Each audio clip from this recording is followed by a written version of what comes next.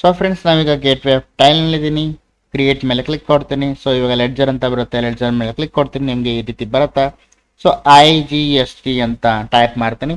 Enter ಅಂತ ಕೊಡ್ತೀನಿ. ಇದು ನಮಗೆ ಡ್ಯೂಟೀಸ್ ಆ್ಯಂಡ್ ಟ್ಯಾಕ್ಸಸ್ ಅಲ್ಲಿ ಬರುತ್ತೆ. ಎಂಟರ್ ಅಂತ ಕೊಡ್ತೀನಿ. ಸೊ ಇಲ್ಲಿ ಟೈಪ್ ಆಫ್ ಡ್ಯೂಟಿ ಟ್ಯಾಕ್ಸ್ ಅಂತ ಇದೆ, ಇಲ್ಲಿ GST ತಗೊತೀನಿ. ಇಲ್ಲಿ ಟ್ಯಾಕ್ಸ್ ಟೈಪ್ ಅಂತ ಇದೆ, IGST ತಗೊತೀನಿ. ಸೊ ಇಲ್ಲಿ ಪರ್ಸೆಂಟೇಜ್ ಕ್ಯಾಲ್ಕುಲೇಷನ್ ಅಂತ ಇದೆ. ನಾರ್ಮಲ್ ಆಗಿ ನಾನು ಪರ್ಸೆಂಟೇಜ್ ಕ್ಯಾಲ್ಕುಲೇಷನ್ ಬಂದು 0ನೇ ಬಿಡ್ತಾನೆ. ಯಾಕಂದರೆ ಅವಾಗ ಟ್ಯಾಲಿ ಆಟೋಮೆಟಿಕ್ ಆಗಿ ನಾವು ಪರ್ಚೇಸ್ ಅಥವಾ ಸೇಲ್ಸ್ ಲೆಡ್ಜರ್ ಮಾಡಿದಾಗ, ಸೇಲ್ಸ್ ವೌಚರ್ಸ್ ಮಾಡಿದಾಗ ತಗೊಳುತ್ತಾ.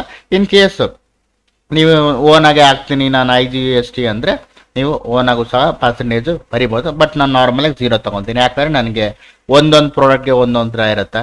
ಸೊ ಅದಕ್ಕೋಸ್ಕರ ಈಸಿಯಾಗಿ ನನಗೆ ಗೊತ್ತಾಗುತ್ತೆ. ಸೊ ಎಂಟರ್ ಅಂತ ಕೊಡ್ತೀನಿ. So rounding method not applicable ಅಂತ ಕೊಡ್ತೀನಿ. ಸೊ TDS ಅಪ್ಲಿಕೇಬಲ್ ಇದ್ದರೆ ನೀವು ಅಪ್ಲಿಕೇಬಲ್ ಕೊಡಿ, ಇಲ್ಲ ಅಂದರೆ ನಾಟ್ ಅಪ್ಲಿಕೇಬಲ್ ಕೊಡಿ.